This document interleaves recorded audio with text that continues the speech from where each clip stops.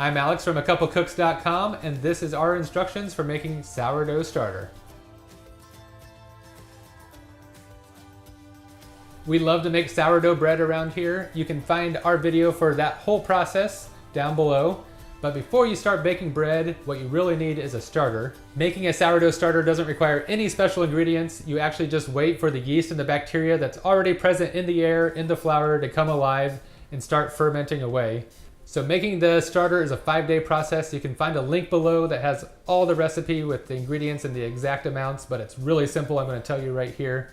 All you do is on day 1, you mix whole wheat flour and water. We start with whole wheat flour because it adds a lot of nutrients that the bacteria and the yeast use to grow. And then we'll switch to all-purpose, which is what we use to maintain and feed the starter.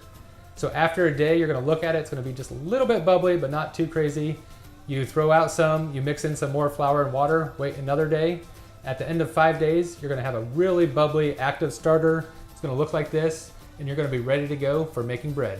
You're ready to bake, so go ahead and check out our other videos, how to feed your starter now that you have one grown, and then more importantly, how to make some incredible sourdough bread without it being too difficult. And you can find all of these recipes and more at accompanying.com.